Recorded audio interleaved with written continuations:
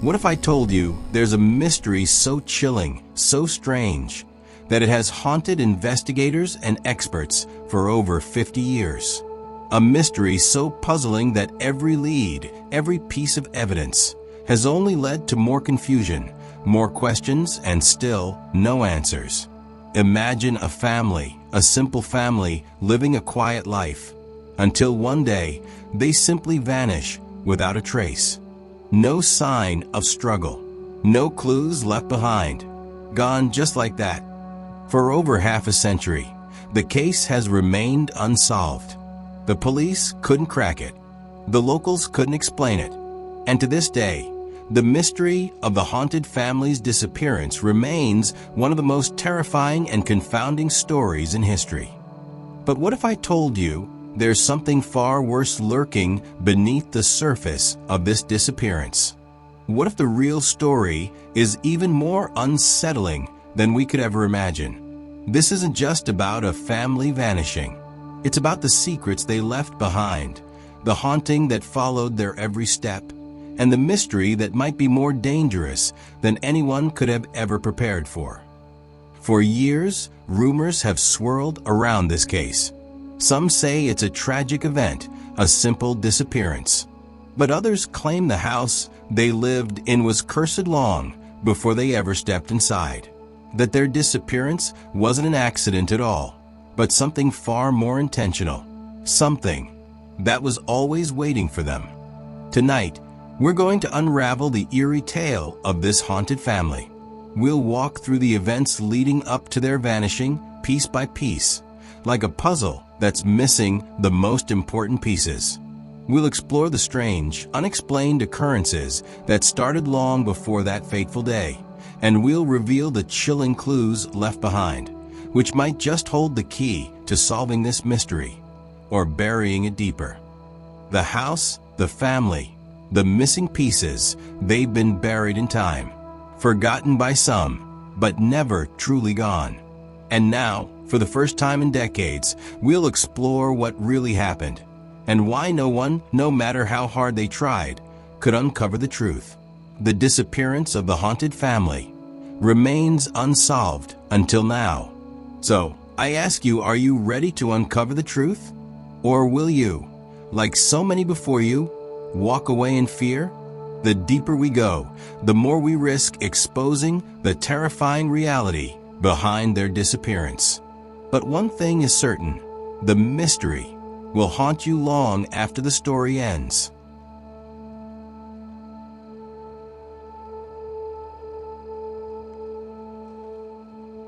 The year was 1972, when the McAllister family moved into that old, decrepit house on the outskirts of Hillcrest Village.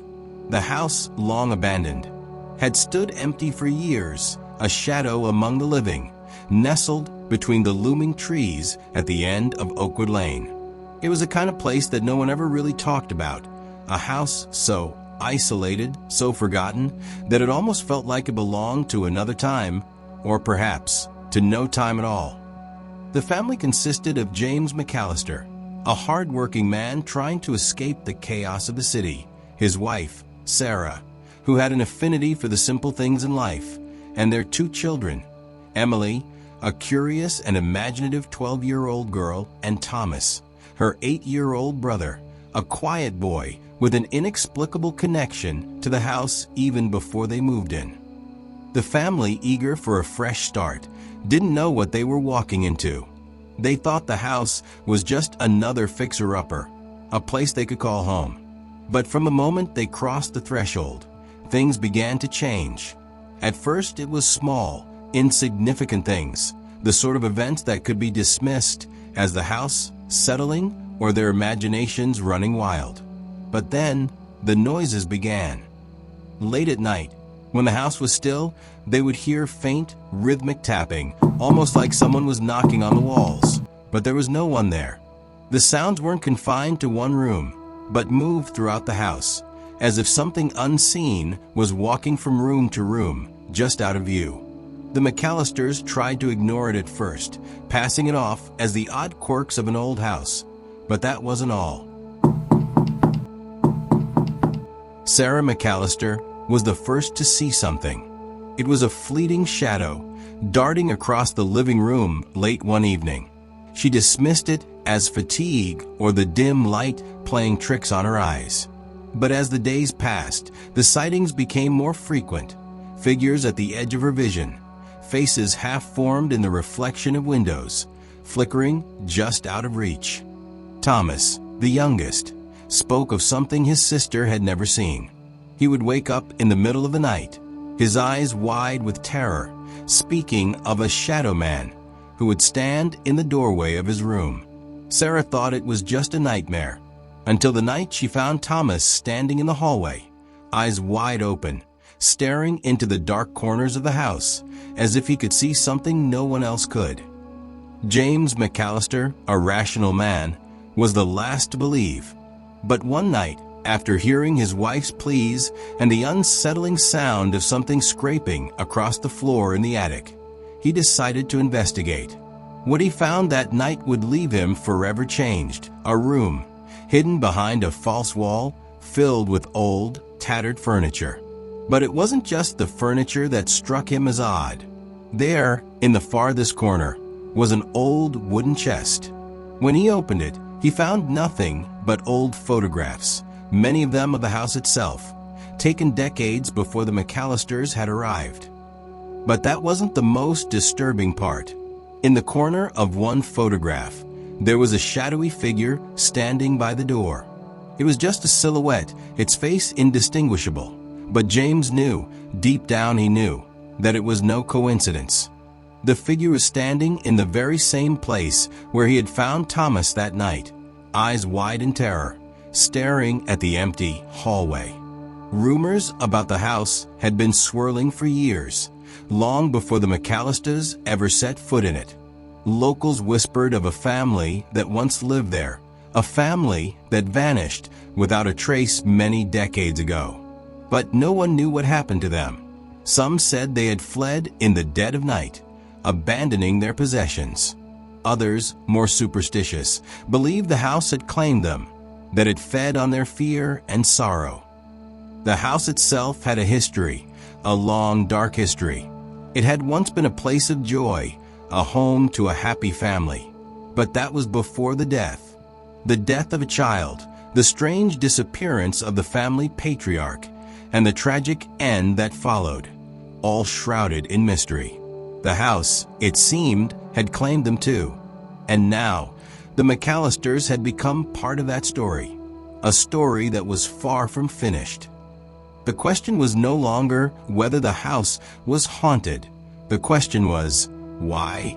What had drawn the McAllisters into its grasp? What was waiting for them in the shadows?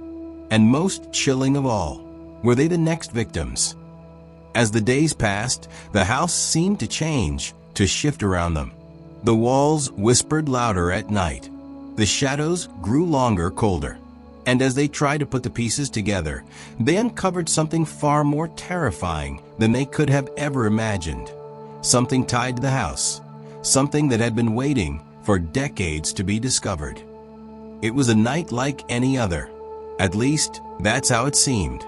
The McAllister family was settling in for the evening after a long, quiet day. James sat in his favorite chair by the fire.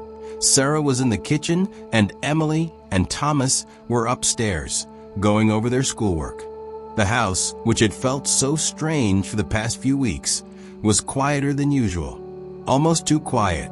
There was a sense of calm, almost as if the house was holding its breath, waiting. Then, as the clock struck midnight, it happened.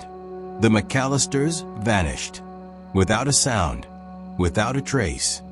The next morning, neighbors reported seeing nothing unusual. No sign of struggle, no signs of forced entry.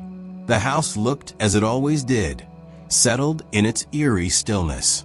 The family's car was still parked outside, the front door was locked, and the lights inside remained on, casting long shadows in the hallways. Everything appeared untouched, as if the McAllisters had simply walked out of the house and never returned. But there was no note, no message, no explanation. It was as if they had just disappeared. And when the neighbors were asked, no one could recall hearing a thing. No screams, no cries for help, just silence, broken only by the occasional creak of the house settling. The police arrived hours later, quickly scouring the house. They found no evidence of a struggle, no blood, no broken windows, no signs of any kind of violence. The family's belongings were still in place. Sarah's favorite mug on the kitchen counter, the children's toys scattered across the floor, their beds left unmade, as if they had been taken in the middle of their daily lives. What was even more disturbing was that the house seemed almost too perfect, as if the McAllisters had simply walked out of their own lives, leaving behind nothing but their possessions. The food in the kitchen was still fresh, the beds unmade but undisturbed. The door was locked from the inside, the windows intact. No sign of any intruder, no sign of a struggle, no sign of anything out of the ordinary. The police couldn't understand it. How could a family simply vanish? No forced entry, no broken glass, no sign of them leaving? And if they had left willingly, why didn't they take anything? The whole thing made no sense. And that's when things took a darker turn. Reports began to surface from the neighbors, strange reports. Some claimed to have seen shadowy figures near the house in the days before the McAllisters disappeared. Others mentioned hearing odd, faint whispers on the wind at night, voices that seemed to drift from the house. A few said they'd seen a strange car parked on the street during the late hours of the night, parked just outside the McAllister home. But no one could describe who was inside. As the investigation continued, the police uncovered more strange clues. In the McAllisters' personal belongings, they found something that had never been seen before, a letter, written by James himself, addressed to no one in particular. The letter spoke of his growing unease with the house, his belief that something was wrong, something hidden. But the words were incomplete, and the tone was unsettling. James had written, and I quote, "I don't know what's happening, but I feel like we are being watched. Like there's something in this house that doesn't want us here. It's not just the strange noises or the shadows at night. It's something else. Something I can't explain. Sarah doesn't believe me, but I know I'm not imagining it. I can feel it." But the letter ended abruptly, mid-sentence, as though he had been interrupted, or worse, as if he had been forced to stop writing. And so, the mystery grew darker. The investigators returned to the house, combing through every inch, every corner, looking for anything that could explain the disappearance. But the more they searched, the less they found. The house remained untouched. The only thing left behind? The McAllisters' personal belongings. Everything in its place. And yet, the family was gone, vanished without a trace. The most chilling part? The house was empty. No sign of struggle. No sign of them ever leaving. The McAllisters were gone. But the house seemed to hold their presence, as if they had just stepped out for a moment, waiting to return. But they never did. To this day, no one knows what happened to the McAllisters. Was it a simple disappearance? Or was there something more at play? Something that no one, not even the most seasoned investigator, could ever fully understand. The McAllisters weren't the first family to experience strange occurrences in that house. Long before they arrived, the building had a history shrouded in whispers and rumors of things that simply couldn't be explained. It seemed that from the moment anyone set foot inside, something unsettled them. The house, with its creaky floors and decaying walls, wasn't just old. It felt like it had lived through too many stories. Stories that it wanted to keep to itself. In the days leading up to their disappearance, the McAllisters began to experience things they couldn't ignore. First, it was the strange noises. At night, when the wind howled outside, there was a tapping on the windows, soft at first, then growing louder and faster. But it wasn't the wind. It couldn't have been. It was rhythmic, like someone was trying to get their attention. The family would rush to the window, only to find nothing. No one, nothing at all, just the same empty street outside. Then there were the voices. Quiet, barely audible at first, drifting through the walls, just on the edge of hearing. Soft whispers, too faint to make out the words, but unmistakable in their intent. They seemed to come from deep within the house, from somewhere below the floors or above the ceilings, as if the house itself was trying to speak. James would try to reassure Sarah, telling her it was just the house settling. But Sarah wasn't so sure. And it wasn't just the McAllisters who heard these things. Neighbors reported strange sightings near the house long before the family ever moved in. People claimed to have seen shadowy figures standing by the windows late at night, figures that never seemed to move, never seemed to blink. When they looked away and then turned back, the figures were always gone. But what about the sounds they heard? The whispers in the night that would come from the house, even when it seemed completely empty. Some believed the house was cursed, that it had a hold over the land, over the people who dared to live within its walls. There were stories of previous families who had left in the middle of the night, never to return. Some say they were driven mad by what they saw. Others claim they simply disappeared without a trace, just like the McAllisters. But was it the house itself, or something darker that it had drawn in?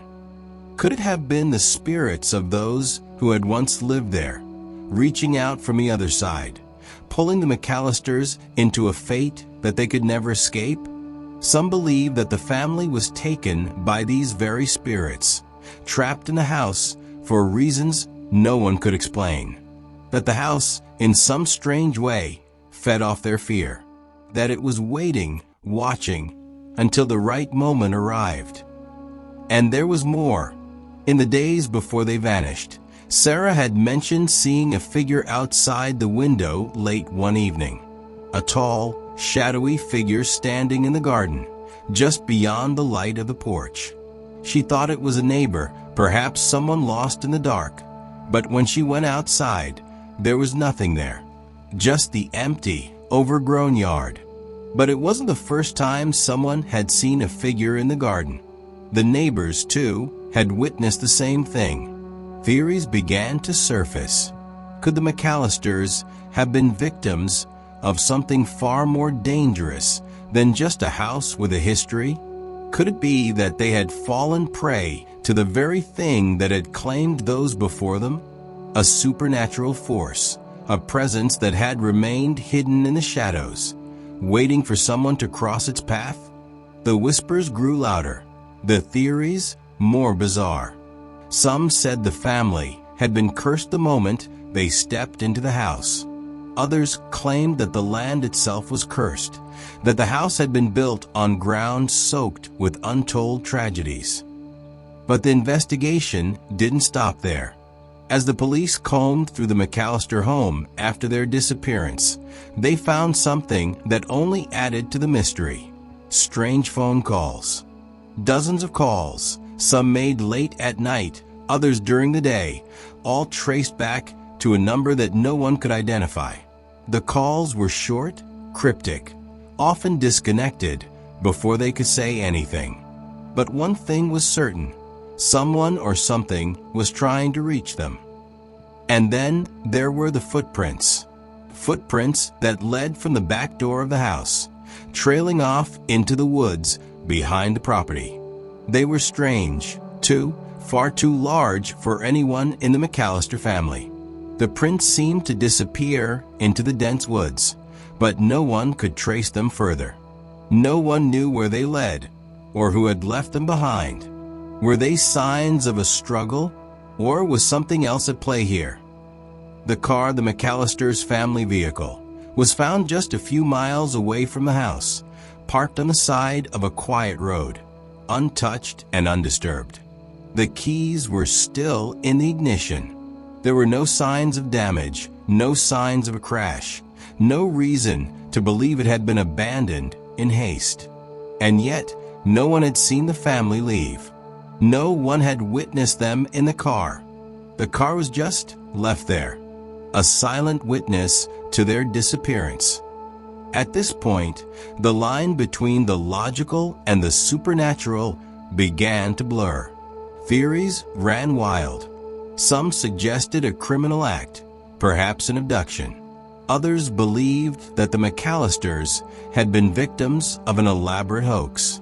But what about the strange phone calls, the unexplained footprints, the vanishing car? These were not the signs of a typical crime. These were signs of something else. The police were stumped. The case was as cold as the walls of the house itself. The evidence, though present, didn't fit together. And with each passing day, the McAllister family's fate seemed to slip further and further from reach. Were they victims of a crime? Or had something far more unusual occurred? Something that defied explanation? The investigation into the disappearance of the McAllister family, once thought straightforward, quickly became something far more complicated. At first, it seemed like a simple case. A family gone missing, the police called in, their belongings left behind. But as the days stretched into weeks, the mysteries surrounding their vanishing deepened, and the investigation began to take unexpected turns. It started with a single, overlooked detail, one that no one had noticed until the case was re-examined by a detective named Carl Weber, who was assigned to the case after the initial investigation stalled. He was sharp, methodical, but something about this case gnawed at him.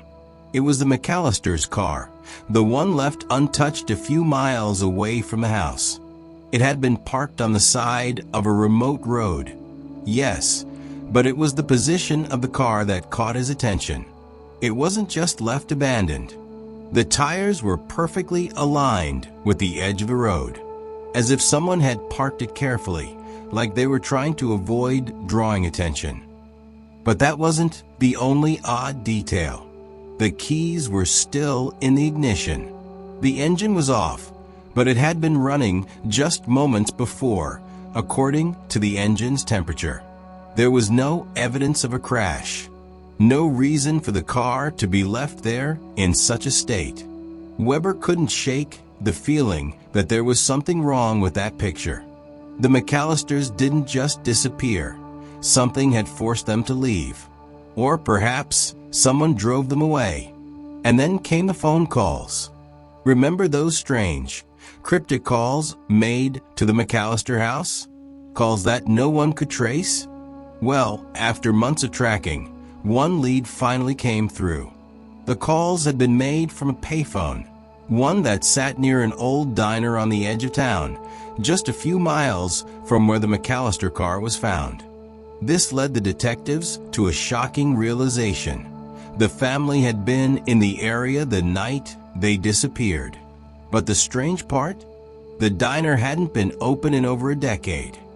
It wasn't just the phone calls. The McAllisters' neighbors had reported seeing a strange figure near the house the night of the disappearance. Someone dressed in dark clothing, standing motionless by the window. A person who wasn't supposed to be there. But when the neighbors approached the house, the figure was gone. This, too, was left unexplained. And then there was something that no one had expected, an anonymous tip that came in months later, one that would open up an entirely new line of questioning.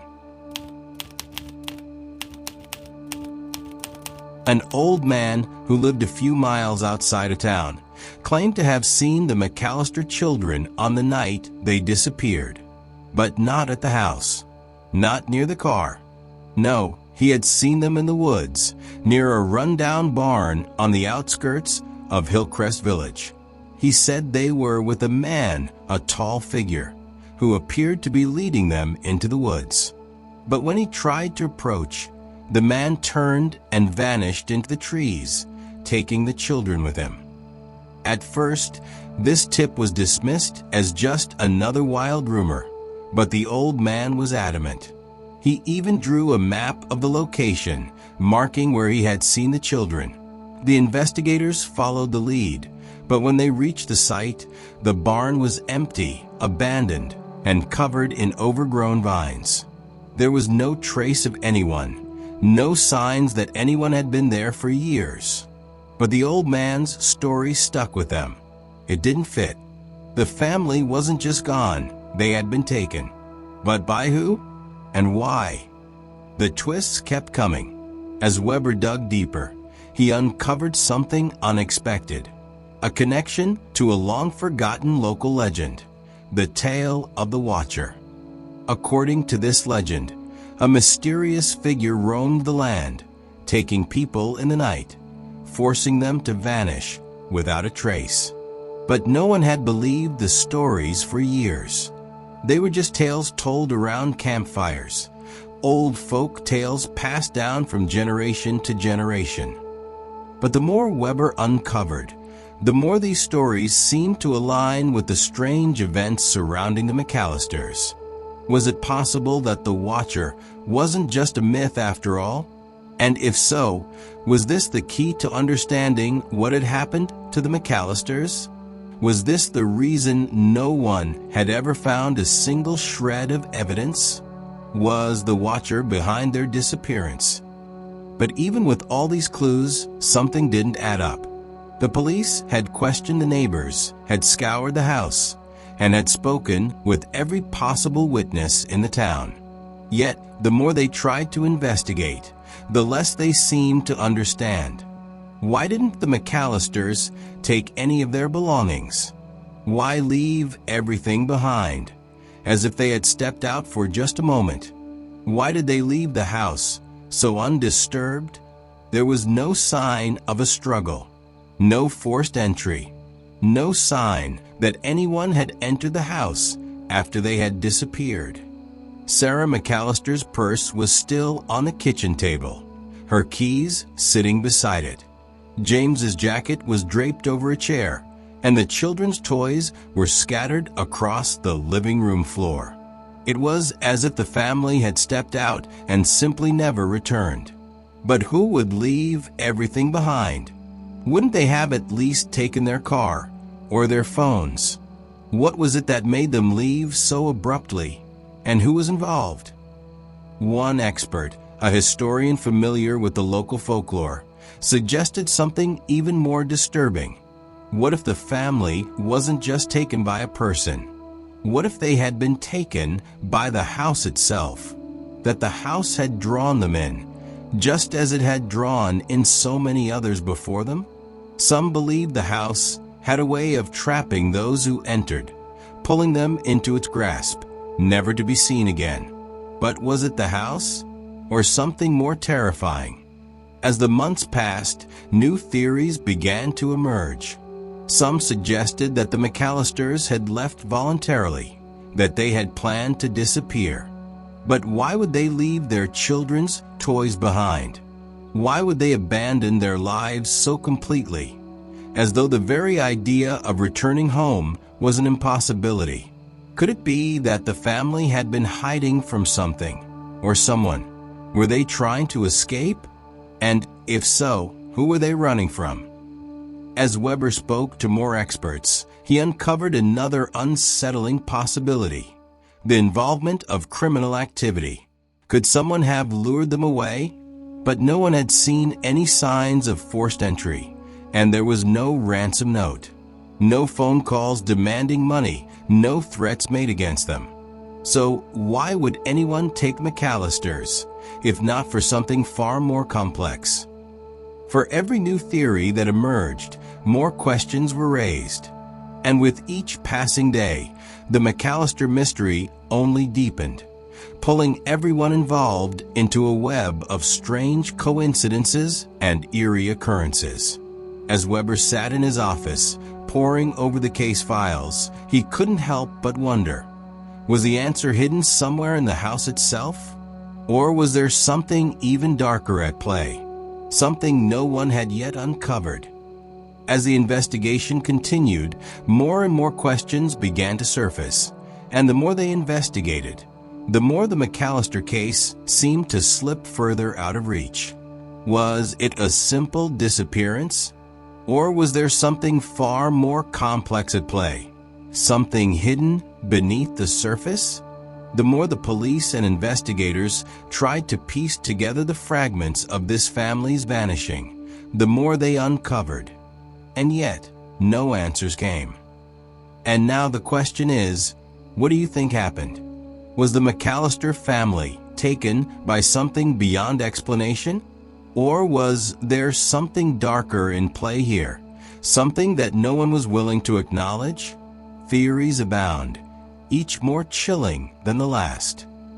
What if this wasn't a case of a simple disappearance? What if, instead, the McAllisters were the victims of a larger, far-reaching cover-up? Could someone have orchestrated their disappearance, erased all traces, and made it look like they simply vanished into thin air? A cover-up involving people who wanted them gone, for reasons that we still can't fully understand.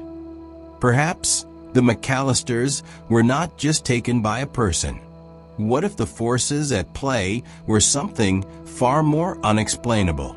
Could they have been victims of a cult? Or perhaps, even more disturbing, could the house itself have been the catalyst?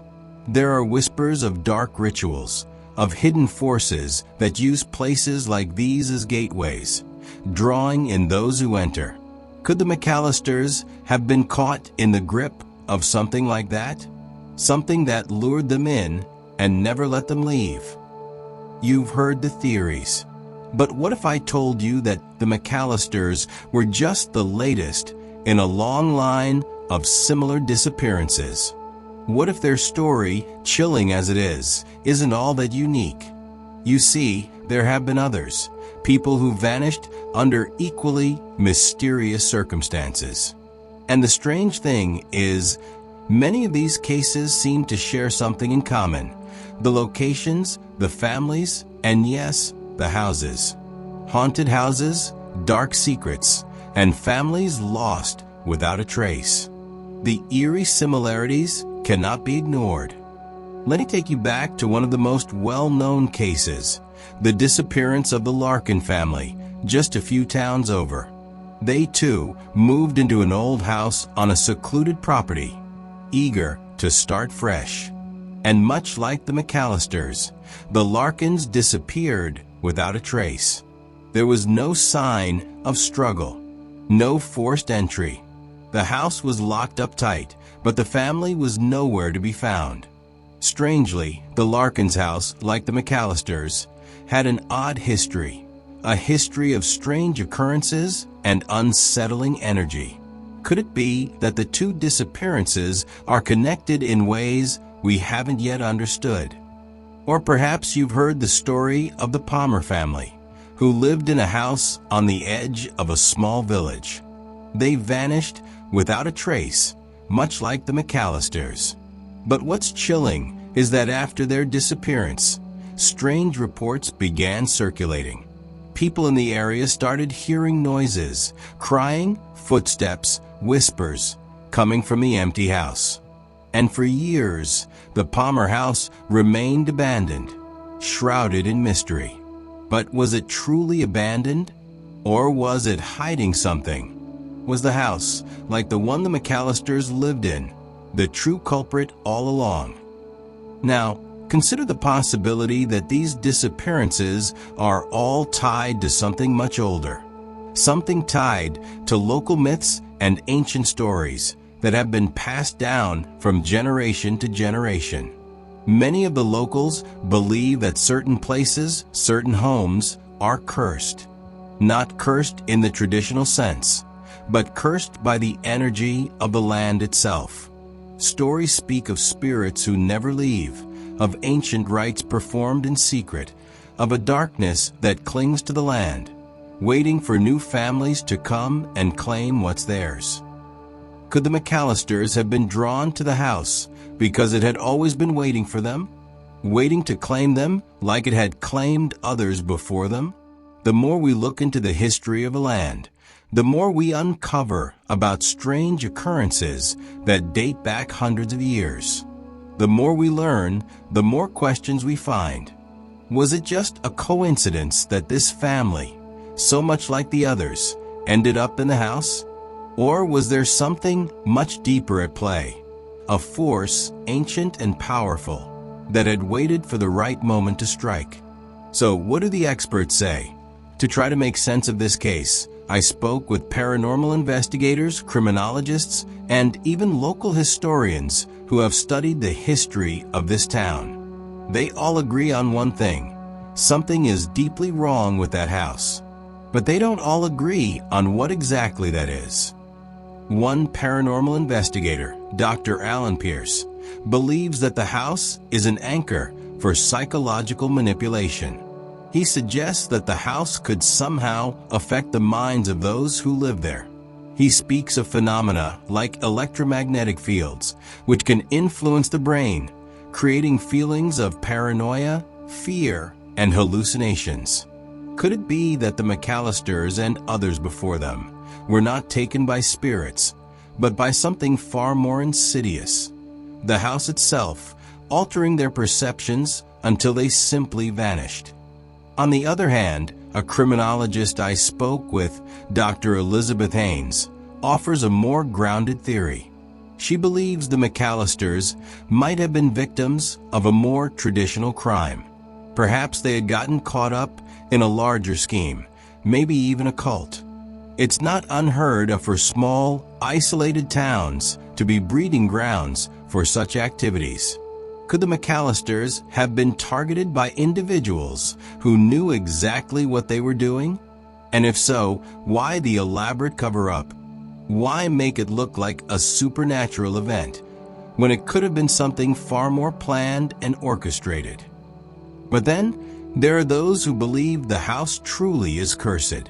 Local historians who've studied the land speak of an ancient legend tied to the very grounds where the McAllister house stands. They tell of rituals once performed in the woods behind the house, of rites designed to keep spirits trapped in the earth, never to be freed. Could these spirits have been waiting for someone to come to release them from their prison? And could that be the reason the McAllisters were chosen? Theories vary. Some are more logical, others more supernatural. Some believe the family left willingly, fleeing from something they knew was coming. Others think they were victims of something far darker. The more we explore, the deeper the mystery becomes. And yet, the truth remains as elusive as it was when they first vanished. So what do you think? Were the McAllisters victims of something they couldn't understand? Or is there another, more disturbing truth waiting to be uncovered? The mystery continues, and we may never have all the answers. But one thing is certain: the disappearance of the McAllister family will haunt this town forever. For months, the mystery of the McAllister family's disappearance had haunted investigators, leaving them with more questions than answers. Each theory, each twist, seemed to only lead to more dead ends. The police had combed through every inch of the house, interviewed countless witnesses, and followed every lead. And still, nothing had brought them any closer to the truth. For a while, it seemed as though the case would fade into the darkness, just another unsolved disappearance. But then, something unexpected happened. Just when we thought we had all the answers, something new emerged. A piece of evidence that would change everything. It came from an unexpected source, an old file that had been buried in the back of a storage room at the local police station. This file contained reports that had never been properly investigated. A series of missing person cases, all tied to one strange, common thread. What was so interesting about this file? It revealed that years before the McAllister family's disappearance, there had been two other families who had vanished under eerily similar circumstances, both from the same area. Their homes had been left untouched, their belongings abandoned, just like the McAllisters. But the police had never made the connection, as the cases were written off as unrelated disappearances. But here's where it gets truly unsettling. As the details began to unfold, investigators realized that each of these families had lived in houses that were strikingly similar to the McAllister home. Houses that had stood on land with an unsettling history, places where strange occurrences and paranormal reports had been ignored. And in every case, there had been no signs of a struggle, no forced entry. The families had simply vanished. Could it be that these disappearances were all tied to the same thing?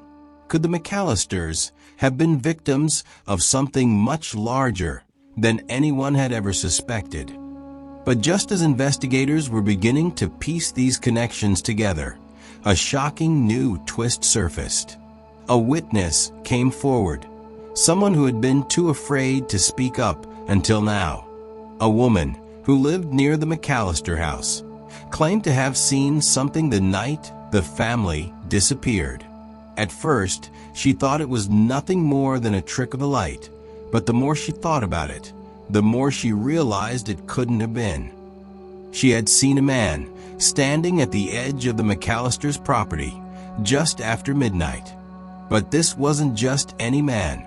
According to her, this man seemed to shimmer in the moonlight, his figure distorted, almost unnatural. And then, in the blink of an eye, he was gone. No footsteps, no sign of him leaving, just vanished. She tried to report it, but the police dismissed her as mistaken. But now, with everything that had been uncovered, the piece she had seen might have been the most important clue of all. This man, or whatever he was, had been spotted before, but not near the McAllister house. No, he had appeared in another case, another town, tied to yet another mysterious disappearance that had been dismissed by authorities years ago. And now, with the McAllister case, the pattern was becoming clear. The very same figure had been seen near all of the vanished families' homes. What does this mean? Could this man, this shadowy figure, be responsible for the disappearances? But who was he? And why had he appeared at each of these locations? Was he a ghost? A figure from the past, somehow tied to the houses themselves? Or could he be someone or something entirely different? And here's the part that truly flipped everything on its head. As the police dug deeper into the connection between the families, they discovered something truly horrifying. This mysterious figure wasn't just a bystander. No, he was connected to something much darker. And it wasn't just a coincidence that he appeared at the scene of these disappearances. It turned out that this man had a connection to an infamous crime that had occurred decades ago, one that was thought to be long solved. But the more they researched, the more they realized the crime had never been solved at all. This figure, whose presence had been lurking in the shadows of these cases, had once been a suspect in the disappearance of a local woman many years ago. But he had always managed to slip away, leaving no trace, no evidence that could pin him to the crime. And now, his involvement in the McAllister case was too glaring to ignore. What if he had been responsible for more than just one disappearance? What if the entire town had been overlooking the truth for years? The police now had a suspect, someone who had been hiding in plain sight for years. But what was his connection to the McAllisters? Was he the one who had lured them into the house? Or was there something else, something even more hidden, waiting to be uncovered? The questions grew, but the answers remained as elusive as ever. The family's belongings were still there.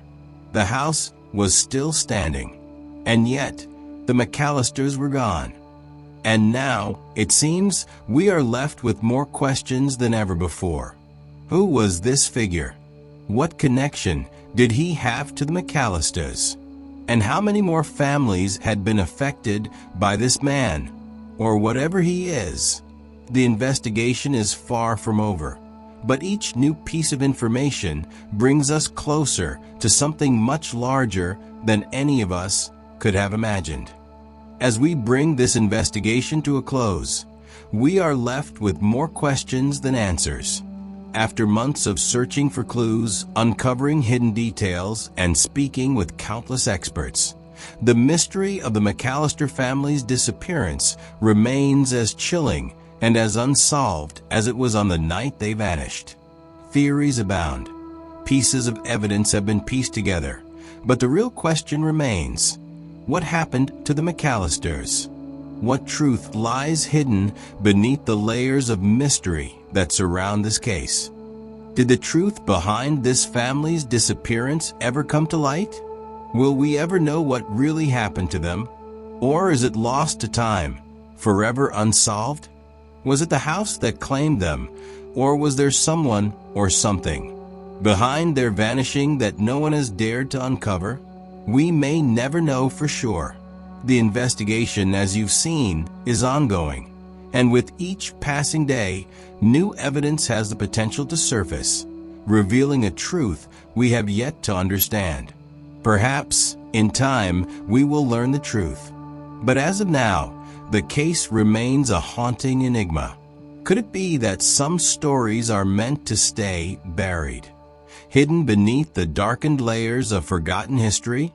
Or will someone, someday, piece together the final parts of this puzzle and reveal the truth? Until then, the mystery continues. But one thing is certain: the McAllister family story will live on in the hearts and minds of those who hear it, leaving behind a chilling reminder that sometimes the most unsettling truths are the ones we can never fully uncover. But we want to know, what do you think happened to the McAllister family? Do you believe it was something paranormal? Or do you think there's a more earthly explanation behind their disappearance? Could it be a case of foul play, or was there something truly supernatural at work? Leave your thoughts and theories in the comments below. We're eager to hear what you think. If you want to hear more spine-chilling stories like this, filled with real-life mysteries and unsolved cases, make sure to hit that subscribe button and turn on notifications so you never miss an update. We've got more stories to uncover, more mysteries to unravel, and we need you to join us in this journey. And if you enjoyed this story, please give this video a like. It helps us bring you more of the stories you love. Share it with someone who enjoys a good mystery, and let's keep the conversation going. Together, we can uncover the truth, or at least get closer to it. Until next time, stay curious and keep searching for the truth.